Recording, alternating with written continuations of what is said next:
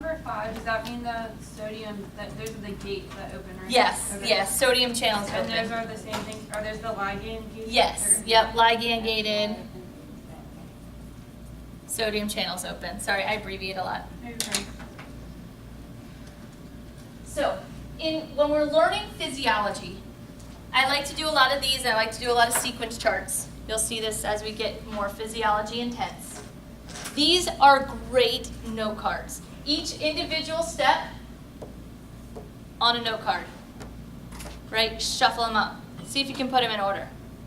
Shuffle them up and then see if you can draw it, right? Again, I know not everyone likes the drawing. I get a lot of feedback on that. But more than likely, the drawing is going to help you because it frustrates you. And then once you figure it out, it helps you. Okay, I'm a huge lover of drawing things even if you're bad at it. So, this was basically the excitation phase. This is getting our cell excited, getting our muscle cell excited and ready to contract. So, the action potential from a motor neuron, from our brain or spinal cord, transmits that acetylcholine. Acetylcholine binds to those channels. Sodium channels open. Sodium rushes in. Right? That's excitation. That's what this is. Excitation. Getting our cell excited.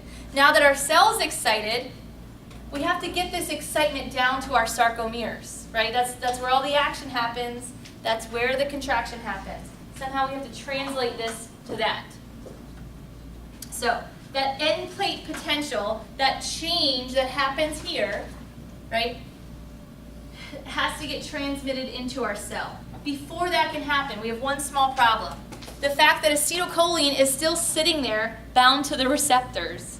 It can't stay there forever, right? Because then the sodium channels would be open forever. Then your muscle would never be able to relax, right? So we have to have a way of removing the ACH so that the sodium channels can close and our cell can get back to rest, right?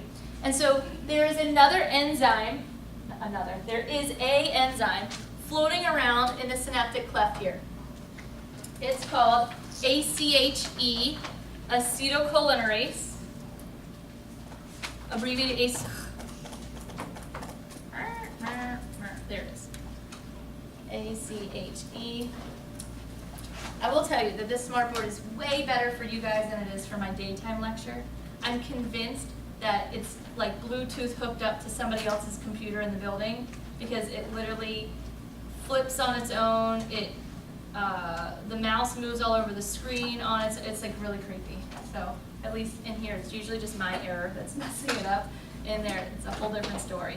ACHE is floating around in the synaptic cleft, and that's going to recycle the ACH. It's going to recycle the acetylcholine that's there.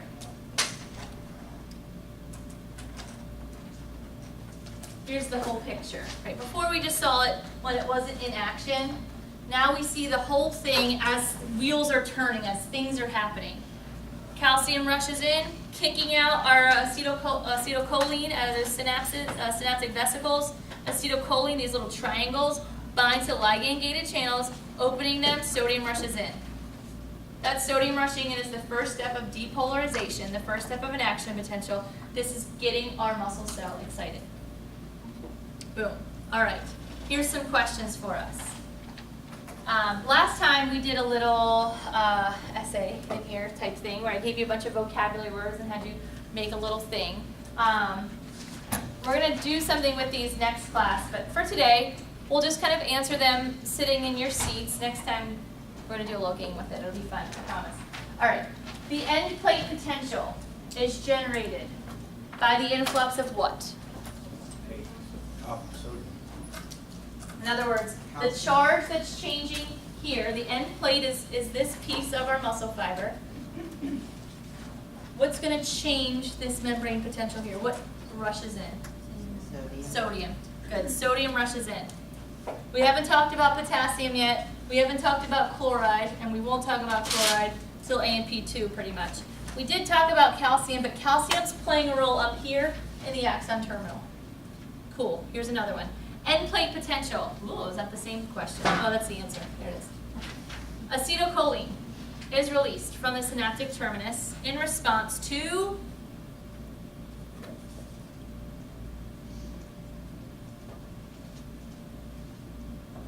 An action potential arising. yeah.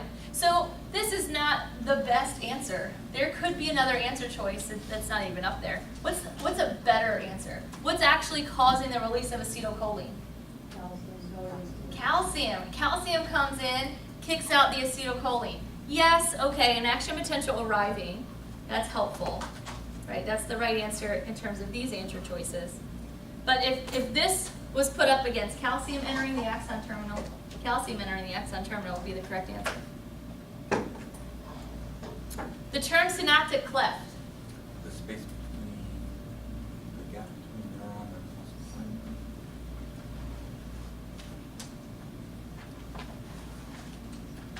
Right, that synaptic cleft, that gap, that space between them, right, that hovering concept. Next class, I'm going to have you guys sit with your lab group. We're going to play a game with it. I didn't want to make you guys get up in the middle of lecture. Sodium channels of the motor end plate. So the sodium channels right here, are they voltage gated, mechanically gated? Ligand gated. So ligand is a fancy word for chemical. Right? There's ligands all over your body. You'll see this term a lot, especially when we get into like the immune system and things like that next semester. Do you care which one we use? Nope. Or no? No. But in a multiple choice question, you might see it either way. See that. Yeah. So sodium channels on the motor end plate are, didn't we just do this? Is it on there twice or did I go back? Okay. The end plate potential. The potential that's here, that happens after that sodium rushes in, is it an action potential, a local depolarization, a local hyperpolarization, a local repolarization? Is it repolarization? Well, remember, repolarization is when we're opening the potassium channels, right? And we're bringing that charge back down. So it's not a repolarization.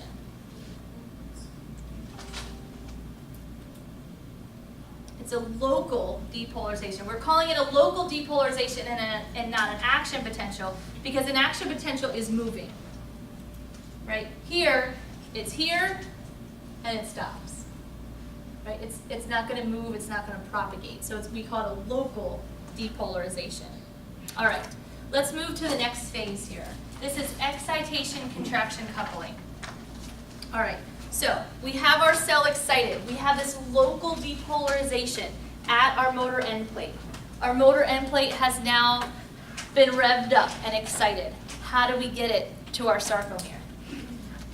So that our sodium's rushing in, and that action potential can then propagate, right? It's going to spread throughout the sarcolemma, and other sodium channels are going to open.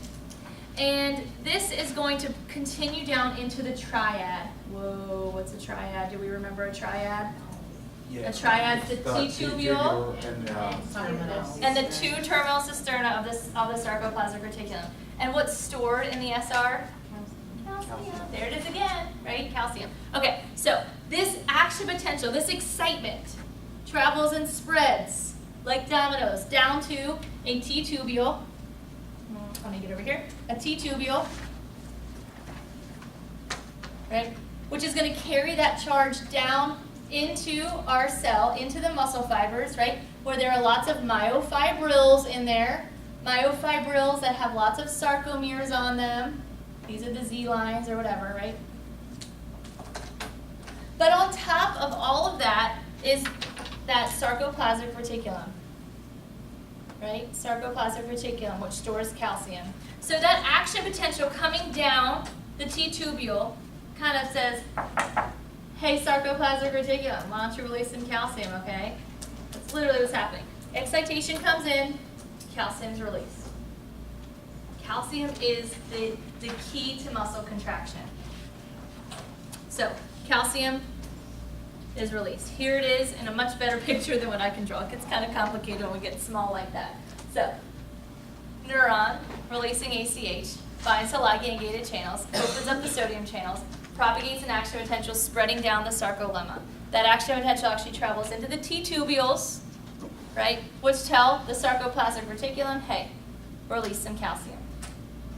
And that's what happens. Calcium gets released inside our muscle cell now.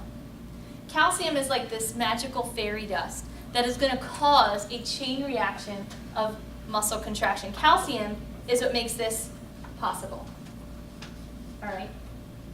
So, there is an animation. I kept this in here so I could remind you. There is an animation of this in the mastering site. So if you're not using mastering to help you with your studying, if you haven't used it yet, you're going to want to for this stuff because it's super intense. As you can see, there's lots of terms, there's lots of moving parts, figuratively and literally, and you're going to want to see some of these things in action. If it sounds like I'm talking a different language in here, if you feel like you leave today and you feel like you were punched in the face, okay? I've been in lectures like that before. I remember what it was like. I strongly suggest go to Google World and type in muscle contraction animation, action potential animation. There is 800 bajillion things out there. Notice where you're getting it from. McGraw-Hill has a ton of really, really good ones that are public for everyone. Pearson, your textbook editor, keeps those private, so they're all on mastering. But you can go into internet world and find these things, and they're really great and really, really helpful, okay? Back in my day, Google was not a thing when I was in college. There was Yahoo, and I Yahooed. I don't even know if that's a verb, like Googling is a verb, but Yahooing really isn't a verb. But I remember when I was learning photosynthesis, there was one video on the internet of photosynthesis, and I just watched that damn thing like 800 times because it was like a video and audio, and I just kept trying to, but anyways, now there's like way too much information out there. There's no reason for you not to know it by the next time you come in, because even if you didn't understand it in here, going and watching those videos over and over again, repeat, would really help you.